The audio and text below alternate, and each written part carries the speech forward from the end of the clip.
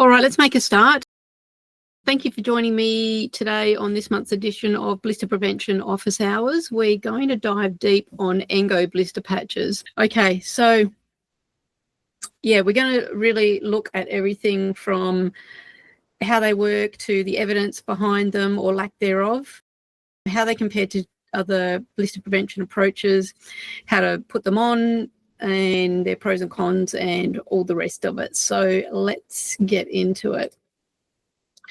So what are ENGO blister patches? They're essentially an adhesive-backed sticker that sticks to your shoe rather than the skin. So that's the difference between these and most other blister prevention products. So they're made, the blue surface is a PTFE, which is polytetrafluoroethylene, often referred to as Teflon, just because Teflon is also made of PTFE. And PTFE is just generally known as one of the lowest coefficient of friction materials going around. So their whole deal is they make things more slippery. So they go on the shoe, they create a slippery surface on the shoe or the insole rather than a grippy surface. That encourages the sock to easily slide over the patch. That frees the skin up from the hold of friction, allowing it to move in sync with the bone at an earlier moment. And that reduces the magnitude of shear in the soft tissues covered by that patch. So a really quick recap on what causes blisters. Repetitive shear deformation is what causes blisters. And it's important to remember that the bone and the skin do not move in perfect unison. So every step that we take, the bone moves relative to the skin. What doesn't happen is the skin doesn't move in perfect unison with the bone as it moves. This happens instead. So the bone moves and the skin doesn't, at least for a period of time. What keeps the skin stationary? That red arrow there, the force of friction. Friction is a force of resistance. It's acting to try and keep the skin stationary and the bones move back and forth. And the result is all the soft tissues in between stretch and distort. And that's what shear deformation is. Now, there are several frictional interfaces at play when we're talking about foot blisters. We're going to ignore the shoe ground interface that is tuned for high friction, for traction, which is absolutely necessary for the efficiencies of gait. But we've got two major in-shoe frictional interfaces. An interface is just where two unconnected materials are in contact with one another. Okay, so we've got the shoe-sock interface and we've got the sock-skin interface. Now, there's also a couple of other interfaces. We can have a sock-sock interface if we have double socks, and we have the skin-skin interface of the interdigital space. But let's just concentrate on these two, which are the main two in terms of talking about ENGO patches. ENGO patches work at the sock-shoe interface. So they stick on the shoe or the insole or the orthotic, and they allow the sock to easily slide over it. So ENGO patches, they reduce the coefficient of friction. That just means we're pairing materials that we know to be more slippery than grippy. That reduces friction force, which was that red arrow. So it frees the skin up to move in sync with the bone at an earlier moment, and that reduces the magnitude of this shear in the soft tissues. That's how they work. This is a nice little graph that just shows that there are two measurements for coefficient of friction, static and kinetic. Static friction is the bit before there is rubbing. So the static friction is this one. Most research that looks at coefficient of friction is looking at the static coefficient of friction, but some of them look at the kinetic coefficient of friction. Now, it's important to realize that with all things being equal, which is kind of impossible to really determine, but if we negate all the other variables, the coefficient of friction is a proxy for the magnitude of shear. So what you'll notice here is that shear peaks in a state of static friction. As long as that skin surface remains stationary, that's when shear is going to peak. When we get rubbing, shear magnitude reduces a little bit. Usually not a whole lot, just a little bit. Whether that's enough to mean that will stop your blisters remains to be seen. But shear peaks in a state of static friction. Now let's look at what happens when we get rubbing sooner, when we reduce the coefficient of friction to encourage rubbing. You can see that the kinetic friction part happens sooner, which means shear peaks at a much lower level because we get rubbing sooner. The skin moves in sync with the bone at an earlier moment. That reduces the magnitude of this mismatch. Make sense? So that's how ENGO blister patches work. Now, what's the evidence base behind them? It's really important to realise that ENGO patches and a lot of other strategies that we use day in, day out do not have any evidence to support the fact that they are protective of blisters. Does that mean they don't work? No, it just means it hasn't been put to the test. So the only strategies that we have evidence for are getting used to the activity and the footwear. So that means breaking in your footwear, gradually increasing your distance that you walk or run. There is evidence that suggests that antiperspirants and powders do not work as a blister prevention strategy. We're on the fence with double socks and paper tape. We've got research that goes either way. And then the strategies that have not been put to the test are things like lubricants. There are 1 million lubricants on the market for blisters. None of them have been really put to the test. Tapes, other than the paper tape, which we're not really sure whether it works or not. But in terms of what podiatrists use, rigid sports tape, kinesio tape, fix them all, we don't even know whether that works or not. Pressure deflective padding, again, we don't know. It hasn't been put to the test.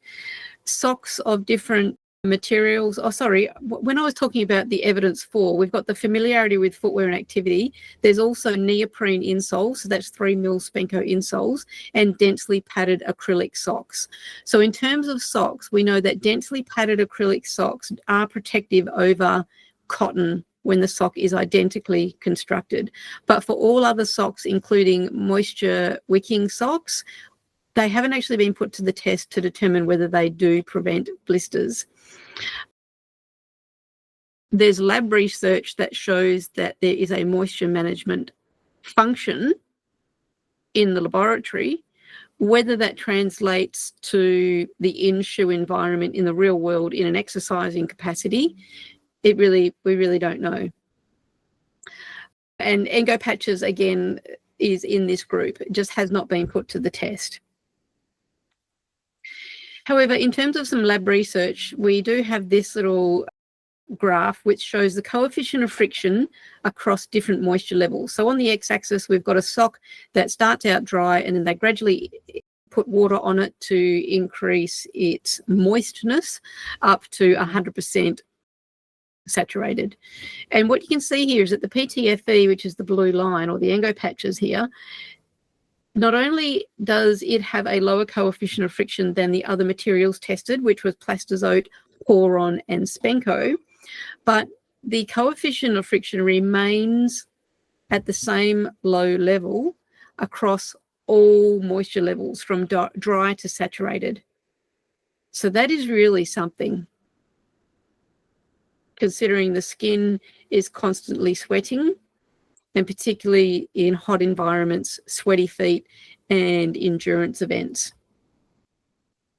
Now, I was really intrigued by this research, and I wanted to sort of have a look at all the other materials that we use as podiatrists. So I kind of replicated that study, except I only tested the dry condition because I didn't have the ability to accurately add moisture and see how it sort of gauged across the levels of dry to saturated. So what I'm looking at here is essentially the starting point, this dry condition here at 0% water. We looked at, I tested a whole bunch of tapes, the ones that we use in podiatry. I tested some orthotic covers like Spenco, vinyl, poron, and the ENGO and the shear band is in here. double socks, and a couple of other things like silicone gel and wool. And this little clump here is the ENGO Patches. So of all the materials tested across all 6 sock conditions, in the dry condition, ENGO Patches were much lower than everything else. So it kind of correlates to these levels here in the dry condition. So, you know, understand that this was only my own testing. It's not something that's going to get published in the research. It wasn't controlled enough, but interesting nonetheless. This is how they work. Comparing ENGO to traditional blister prevention approaches, if we look at other methods that are aimed at reducing the coefficient of friction, they include all of these. So lubricants definitely reduce the coefficient of friction. What we know is that we need to reapply them after 90 minutes before friction levels rise above baseline, which is probably fine for lots of sports and lots of activities. But one thing to realise is it retards adhesion. So if you already have a blister and you're trying to relieve it, it's a little bit difficult to use lubricants because it will threaten the adhesion and the dressing might come off. Antiperspirants and powders, what they're looking for is dry skin, because we know dry skin has a lower coefficient of friction than moist skin. The only problem is there is evidence that shows that these are ineffective as blister prevention strategies. Moisture wicking socks, again, we're looking for dry skin. You really have to wonder though, is the skin ever really dry, particularly in an exercising capacity in the shoe where evaporation is limited? We don't know, but it should be questioned. And in terms of double socks, the same thing. We're limited by the fact that we have limited evaporation. Is the area really ever bone dry? But essentially, the downside to double socks, if they really do reduce friction, is they're reducing friction over the whole foot. And that is not really the ideal approach. Friction is actually necessary. We need friction for traction. Your foot needs a bit of grip in the shoe. So reducing friction over the whole thing is not ideal. Ideally, we want to go for targeted or strategic friction management, which is just applying really significant friction reduction where it's necessary, which is where we either suspect we're going to get a blister and want to prevent it, or we have a blister and we want to relieve it. Other non-coefficient of friction strategies, tapes and dressings, the way these work is they spread shear out. Obviously, they're quite temporary. You need to reapply them, as opposed to the ENGO patches, which you put them on and they just last days, if not, and weeks and months. Gel toe protectors, which I really like. You know, they're only for toes. So what do you do if it's back of heel or under the ball of the foot or under the arch? This is where ENGO patches really come in. Pressure deflection, like deflective padding. How thick do we need it? We know that although this isn't a blister, none of these are blister research, they're just peak pressure research. We know that we need 20 millimetre, which is 2 centimetre felt, to get a 50% reduction in pressure. I think it's fair to say that no one's using 2 centimetre felt in an athletic capacity anyway. Perhaps in like diabetic shoe, diabetic footwear, maybe that is the case. But yeah, just recognise that like 5 to 7 mil felt is giving us about a 25 to 30% pressure reduction. So there are implications for shoe fit. Neoprene insoles, which is the 3 mil Spanko insoles, we have an evidence base for this. Obviously, that will only work for plantar blisters. Densely padded socks, we know acrylic has a protective effect if we compare it to cotton, only when they're very thick and densely padded. Acrylic is not a synonym for synthetic, it's just a type of synthetic, and it's actually really hard to find 100% acrylic socks. I've only ever found them in workwear, in the workwear space, not so much hiking or running or athletic. So it's probably the dense padded part that works rather than the fibre. So, I mean, maybe we could suspect that other synthetics could work similarly. But basically, what I take from this is densely padded is better than thin socks. And Pelitech pads, they may or may not reduce the coefficient of friction. I really wanted to include the top cover, this black perforated material, in my coefficient of friction testing, but I just couldn't get hold of that material. But one thing they do is they absorb shear and they cushion. The thing with the Pelitech pads is they also go on the shoe, so they're very much like ENGO patches in that way.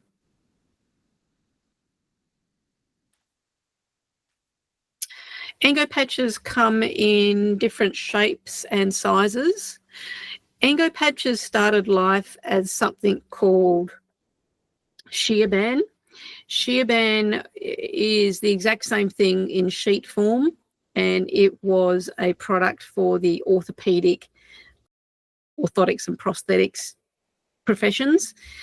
And then they decided to make a blister specific for the consumer market product, and they called it ENGO patches. So it's exactly the same thing, exactly the same material. They're blue, but the color doesn't really matter.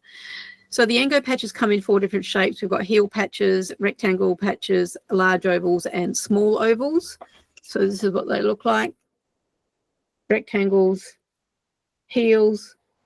You put them that way if the top of the heel counter is relatively flat, and you put them that way if they go up at the back of the heel counter. Large ovals and small ovals. The top 4 packs there are the retail packs, and then the bulk packs, which are used by clinicians and people that are in endurance sport or are blister prone or have them for their team or their family. They tend to get the bulk packs. Which blisters would I use ENGO patches on? Let's go through this. Back of heel blisters, absolutely. And in fact, I will go so far as to say this is the only thing that you need to do for posterior heel blisters.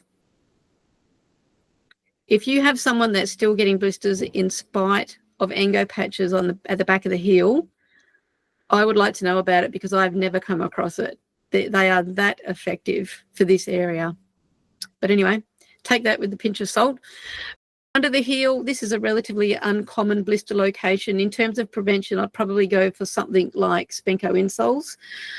I'm a bit reluctant to reduce friction too significantly under the heel, especially in walking activities or anything that involves a heel strike or initial contact, because we need a bit of traction there.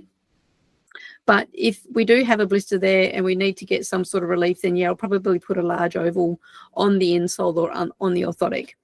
Heel edge blisters, absolutely. These are fantastic for this. Now, you do need to take out of the equation any bulk or mismatch in the heel cup of the insole or the orthotic. So if that's bulky, if it doesn't fit the foot or fit the shoe, then you will blister anyway. So you've got to sort that out, but definitely making the insole shoe interface there nice and smooth with ENGO patches, using the 2-patch technique, which means put one on the orthotic, and then that's the horizontal surface, and then one on the vertical surface of the shoe, will make this whole area nice and smooth. They're really good for heel edge blisters. Under the arch, definitely. Edge blisters at the forefoot, definitely using the 2-patch technique, one on the insole, one on the side of the shoe. Under the ball of the foot, absolutely. I would never not put it, basically. This one here up at the distal forefoot, yes, I would use ENGO patches for this, but I would concentrate on this area. The cause of this blister is under the metatarsal heads. And what happens is weight-bearing pressure forces that blister fluid to a less weight-bearing area. Under the big toe, absolutely. Also, this is very mechanically relevant. So if you have an inefficient windlass mechanism, if it's a functional thing, you can try and eliminate that with orthotics, or sort of facilitate the windlass mechanism, sorry. If it's structural, then you really can't do much about that. So definitely ENGO patches for that. This is a really good spot for ENGO patches, essentially. At the outside of the little toe, yes, generally I'll go for a gel toe sleeve. But if there's no room in the shoe, so like in a dress shoe situation, then the ENGO patches are great because they are taking up next to no space. So they're a really good option. For blisters on the dorsum of the toes, ENGO patches can be great, especially if it involves multiple toes, because you can't get a gel toe sleeve on each of the toes and still fit that in a shoe, usually. So an ENGO patch on like under the top of the toe box can work really well. Where they don't work well is where we are wearing a shoe with a mesh upper, like running shoes. And if we are walking or running through wet grass, creek crossings, in the rain, that kind of thing, of course, water's going to get in the top there and it's going to retard the adhesion. It's going to compromise the adhesion of the patch and it will probably come off before it's due. So, yeah, really depends on the application there. Tips of the toes, if that's caused by this, the shoe is either too small to start with or the foot is sliding forward and hitting up at the end of the toe box, no amount of ENGO patches is going to help that. If it's more of a claw toe situation, then I will often use ENGO patches if I really need to get relief from blisters. But in terms of prevention, the big ticket item here is toe props. You've got to either get that happening or redistribute the pressure by getting some of this plantar toe weight bearing. That's the main thing for these blisters in a claw toe situation. Interdigital blisters, they're no good because there's just no part of the shoe that you can stick them to. For pinch blisters, they can sometimes help, but not really. I'd rather be going for toe socks or gel toe protectives if it's just one toe. This blister here is another little curly one. This one is actually an extension of this one. So if we get more and more fluid in that blister, that gets the fluid gets pushed here, but then if there's more fluid, it actually ends up deep in the interdigital space and then even can come up to the dorsum of that interdigital space. So again, yes, I would use ENGO patches, but I'd be using it here under the ball of the foot. And blisters under the toenails, ENGO patches are no good here because they're either caused by that, in which case you've got to either get the right size shoe or lace so your toes aren't hitting at the end, or you've got to deal with the clawing of the toes. So I hope that kind of spells out where we can use ENGO patches to good effect. Here's some pictures of ENGO patches in the shoe. These are used a lot for when you get wear of the heel counter lining. They're really, really good. This is my father-in-law's shoe and it's patched it up so it's basically brand new.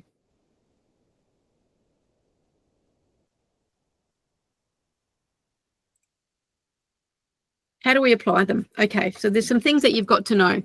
Firstly, the shoe's got to be dry. If it is damp or wet, the patch will not stick properly. You won't get good adhesion and it will either not stick altogether or it will come off prematurely. It also needs to be clean. So if there are remnants of lubricants or powders especially, you've got to get that off. So what I'll usually do is just get a bit of sticky tape and I'll just apply it to the shoe like this, wherever I'm going to stick the patch, and I'm just looking to get any contaminants off. And I do that a few times with a couple of bits of sticky tape. So all the crappy stuff is on the sticky tape and it will help the patch stick better. We've got to choose the right size patch, mark the area if necessary. And it's important to know that we need a 1 centimetre margin on all sides. Why is that? Because the bones move. So we've got to cover that whole area. You just peel off the backing. It's really not complicated. So you peel it off and stick it on. That's all there is to it. However, we've got to press and hold that patch firmly for 30 seconds. So 30 seconds for all areas of the patch. So I'm holding that for 30 seconds and then I'm holding that down for 30 seconds and then I'm pressing in the middle for 30 seconds. I want a really good adhesion. The initial adhesion is the aim of the game. If you fail on that, then the patch is not going to last as long as it should. This is most important for blisters at the back of the heel, or patches that we put on the posterior heel area, so on the heel counter. Really important that especially that top edge of the patch is adhered really strongly. Once we've done that, then I recommend that you wear that shoe for the immediate 30 minutes, because that will warm up the adhesive, which will make the adhesive more tacky, and it applies a bit of functional pressure. If you need to, you can also heat the patch with a hairdryer. That will also make the adhesive more sticky, so it will get a better adhesion. And if the patch comes loose for whatever reason, then you can always glue it to the shoe, but of course you're not going to be able to get it off the shoe. So the glue that you can use would be shoe glue or any type of contact adhesive. If you're not really sure where this thing's got to go, then it can be a great idea to, before you even put the patch on, mark on the foot where you need to cover, and then get that to transfer onto the insole. But definitely, if you find that you're still getting blisters in spite of it, you need to really make sure that this patch is in the right spot. So do the exact same process. And as you can see here, we can see that the patch isn't in the right spot. I've got a couple of videos that show how to apply the patches at various areas of the shoe or insole or orthotic. So these are well worth a watch. I'm going to put a link to these in the replay so you can have a look at them. But these videos are on our product page, so you can always just go to our website, blister-prevention.com, and look for ENGO patches in the shop, and you'll find these on that page, so you can view these anytime. They're on YouTube too. One that I will just cover right now is heel edge patches. What you'll find is if you try and if you want to cover this whole area here with one patch, it's not going to work, because what you'll do is you'll do this and you'll try and get good conformity, and then you'll bend that patch over. It's actually worked better than I thought, but you'll notice that we've got some sort of bits here that have not stuck down properly. They're going to actually irritate under the heel. It's actually gone quite well across there. Must be because this is a small orthotic.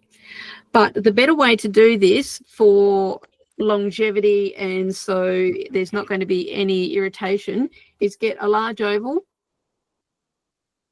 cut it in half,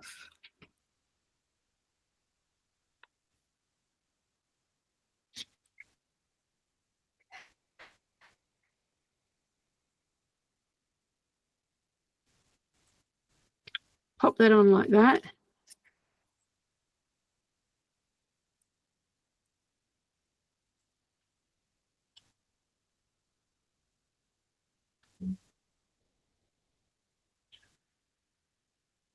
So that's a much nicer fit. The fact that we've got creases on here is kind of irrelevant. Obviously the foot doesn't go there, so that's fine. And let's get the other half of that patch. Where did it go?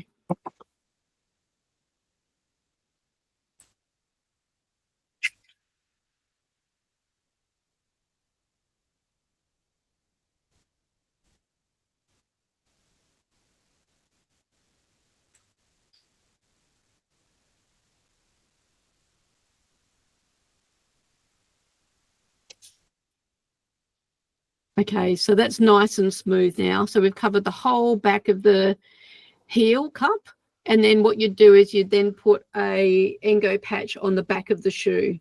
So this whole thing is nice and smooth and slippery, and that's going to eliminate heel edge blisters. So overlapping of the ENGO patches is fine, absolutely fine. There's no problems with doing that. How do you know when to replace them? ENGO patches after a while will wear through. So the blue PTFE will wear off, and you're left with these little white patches. that's when you know you need to change them. So you just peel them off and stick a new one on, like I have on this shoe here. Of course, if the patch gets very dog-eared and because, you know, you haven't maximized adhesion, or you've been a little bit careless when you've slid your heel into the shoe and bit by bit the sock has grabbed the top of the patch and peeled it down, then you can replace it earlier. But when it wears through to white, that's when you really need to replace it. And they're guaranteed for 300 miles before they wear through to white. So, yeah, they last a long time. Right, let's go through the pros and cons. So the pros for ENGO patches are they minimize friction levels big time in all degrees of moisture. They're very thin, so they don't affect shoe fit. So they're 0.38 of a millimeter thick, which is extraordinarily thin. And in spite of that, they're very durable. So they're going to last, as I said, 300 miles they're guaranteed for, or 6 weeks. Just you've got to get that adhesion really strong right from the get-go. They're economical because they last so long. You can trim them with scissors to size or shape if necessary. They're applicable to the majority of blister sites and the majority of active situations.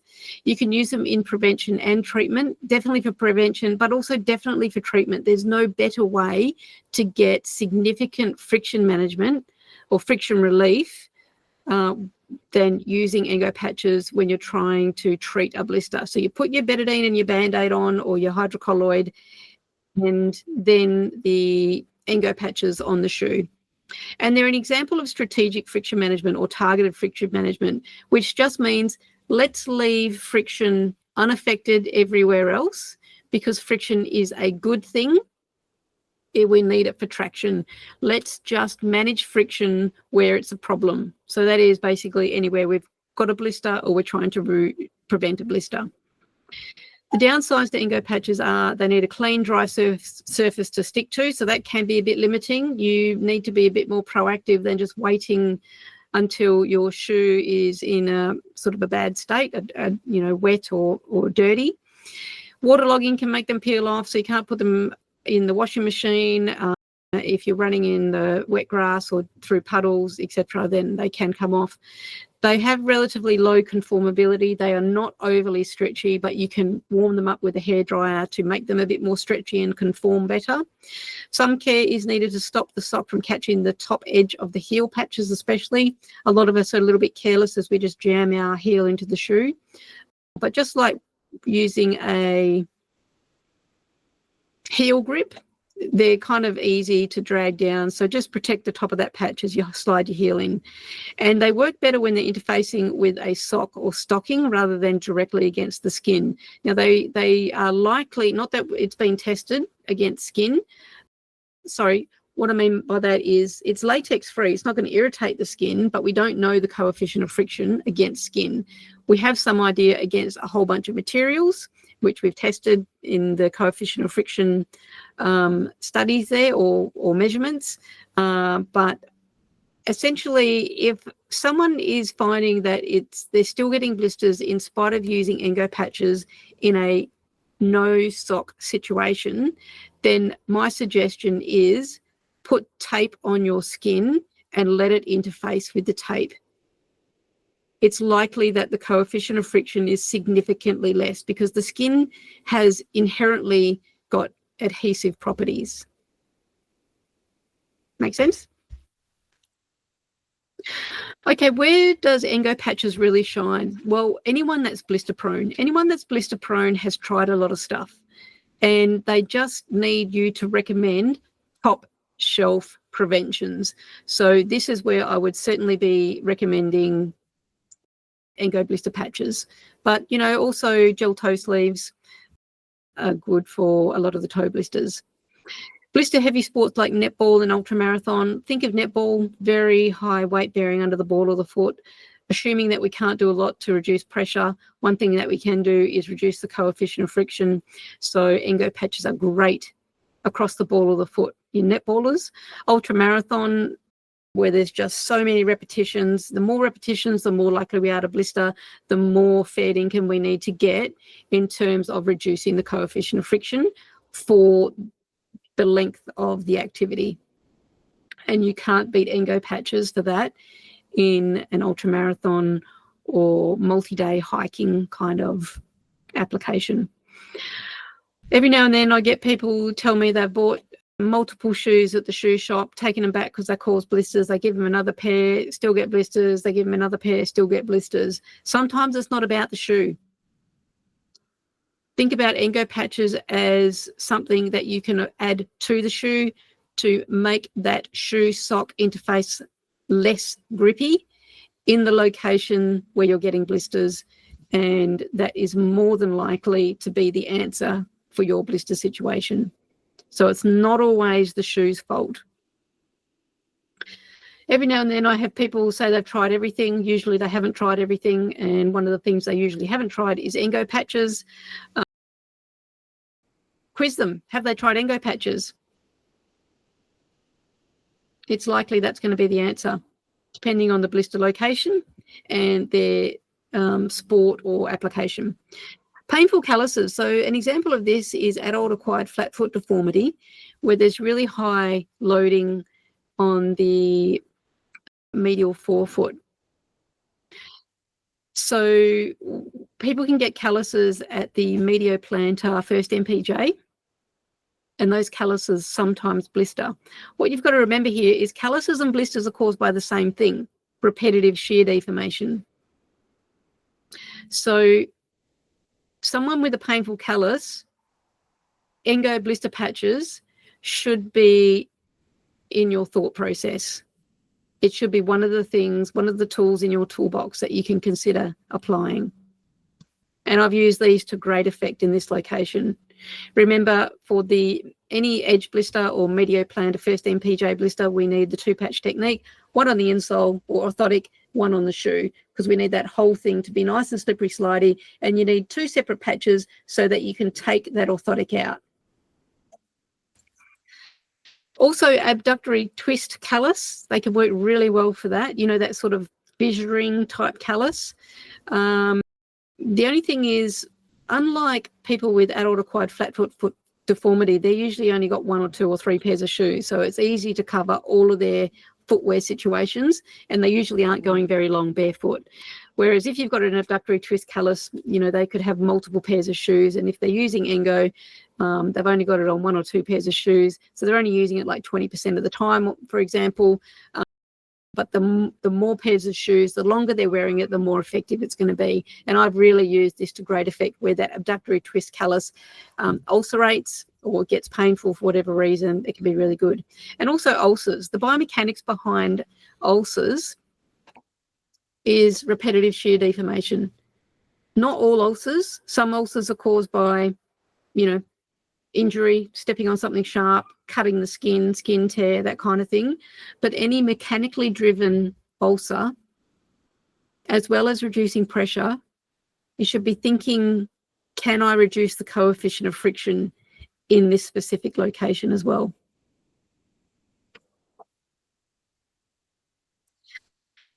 So if you want to get more into ENGO blister patches, you can just direct your patients straight to where they can buy them themselves. So you can get them from our online store, blister-prevention.com. You can get them on Amazon, and we do have some retail stockists. If you go to our store locator, your patients can see whether they can buy them from. This includes pharmacy. We're just getting into pharmacy at the moment, so more and more pharmacies will have these soon. If you want to use them in your clinic, you can buy them from Brigitte Medical and Foot Medics in Australia, and in New Zealand you can get them from Footcom.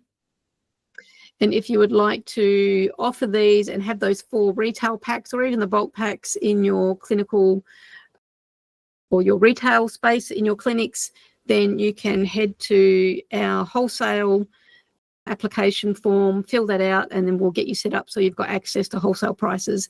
If you're in pharmacy, you can contact Helen at Powerhouse Retail Distribution. She's our pharmacy rep or broker, and she will get you set up with an order of ENGO patches. So just wrapping things up, overall, I love ENGO blister patches because they are so very effective at reducing the coefficient of friction, which just gives me great clinical outcomes. above most other things. They're long-lasting, they're cost-effective, they have minimal adverse effects, they have utility across blister sites. Remember, we went through all the blisters that they work for and which ones they don't work for. And this is a rather crass way of saying it, but they make you look good. And I think they make me look good. When I go to ultramarathon and people have real trouble with blisters, by having access to really great products and knowing when to implement them, they just make me look good. And it's nothing really to do with me. It's the product and applying it in the correct way at the correct anatomical site. So they're just fantastic for that. And who doesn't want to look good to their patients? Oops.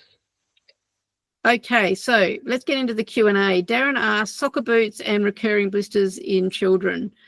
So Darren, what I really need to know from you is where on the foot are we talking? I can't really answer in terms of the activity. That's the wrong place to start. The first thing you should be asking yourself is, what can I do to prevent blisters at this anatomical site? Once you figure out what the best preventions are for this anatomical location, then you can nuance it for the activity. But in terms of ENGO blister patches, just think back to that little discussion we had about all these anatomical sites. So if the area that you're talking about is the posterior heel, which is a common site for soccer, yes, I would be going with ENGO patches.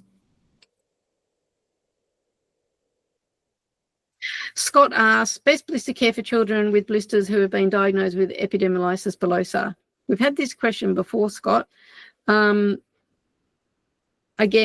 I need to know where it is.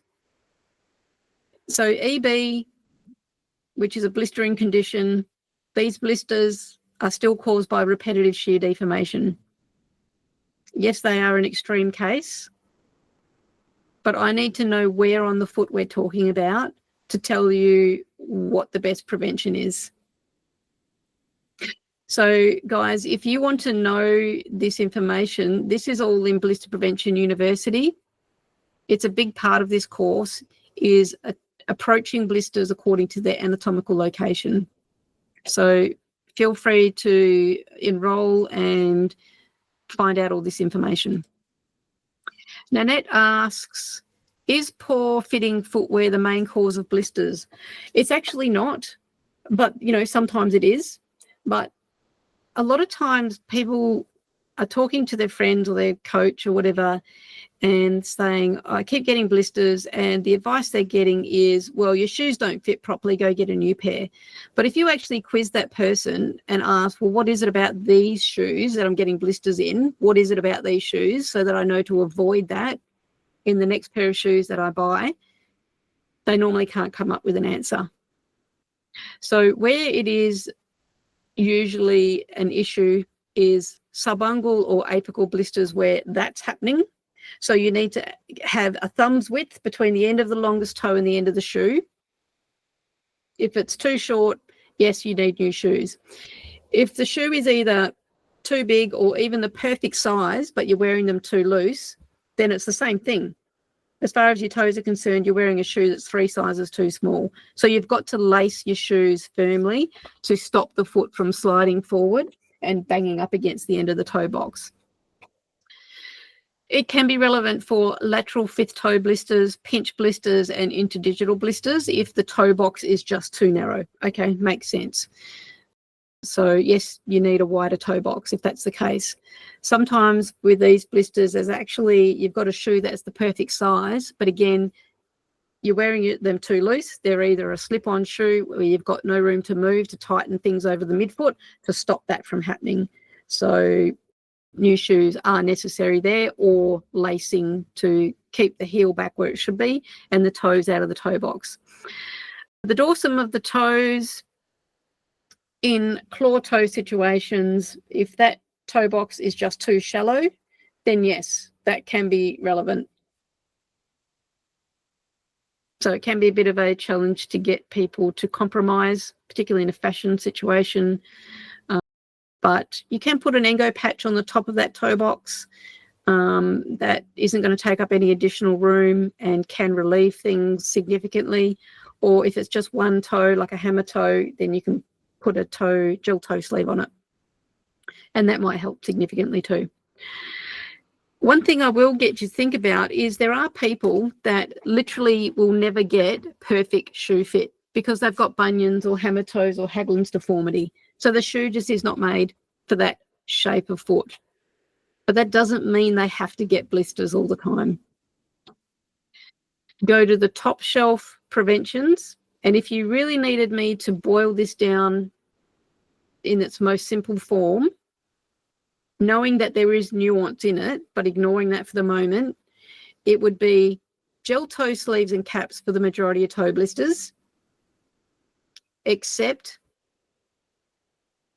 for apical blisters and subungual blisters. It's either shoe fit or lacing or toe props. If the toes are clawing, you've got to get a toe prop in there. And then for all the others, like posterior heel, under the arch, under the forefoot, and also under the big toe, it's ENGO patches. That's me just boiling things down to their most simple form. Andrew asks, how do bamboo socks rate? I really have no idea. It hasn't been tested. There's no research, even for the basic things like drying time, how much moisture they absorb. But if you've ever worn bamboo socks and washed them and tried to dry them, you'll know that drying time is extended. It's even more than cotton, which is one of the downsides to cotton. So I suspect they don't rate that well, but I have nothing to back that up other than just a bit of a gut feel. Robin asks, how can marathoners keep their skin comfortable and intact during events? I'm going to just answer this in terms of blister prevention, Robin. And assuming that you have a marathoner come in to see you and wants to proactively prevent blisters. So what you've got to do is you've got to anticipate their blisters. Blisters are more predictable than you think.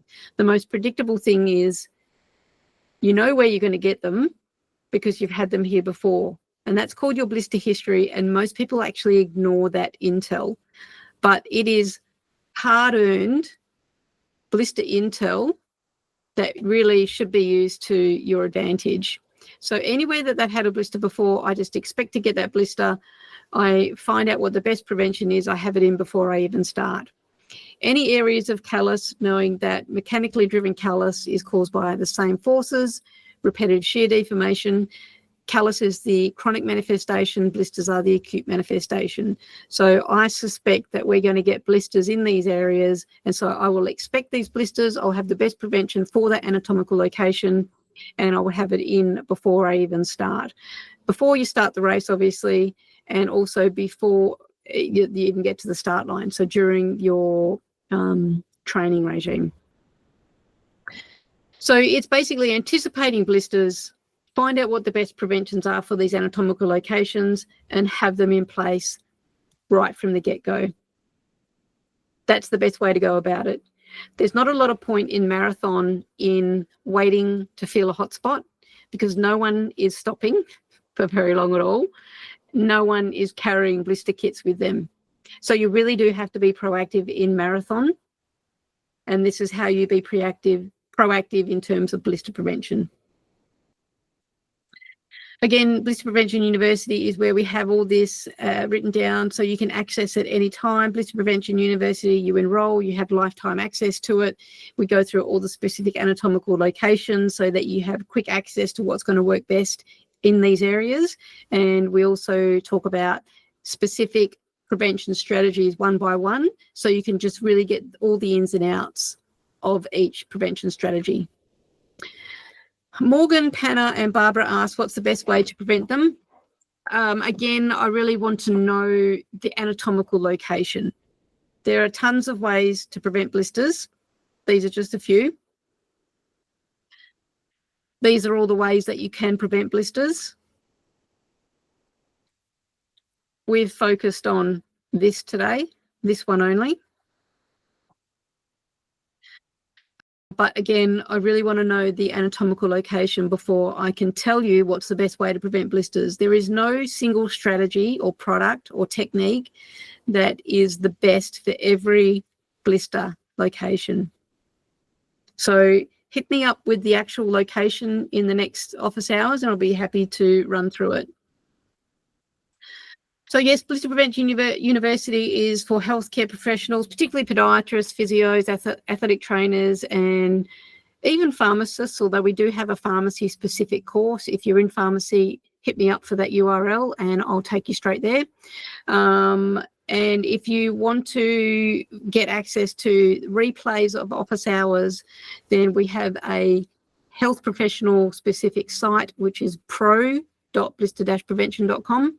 So head over there and look for the Learn tab, and that's where you'll find office hours. So guys, we have gone, wow, almost double time. Thanks for sticking with me. If you have any questions, please hit me up, put it in the comments section, and join me in about 5 weeks' time for the next episode of Blister Prevention Office Hours. That is the first Wednesday of the month, and we are going to be talking about blister treatment. Thanks again, and see you soon.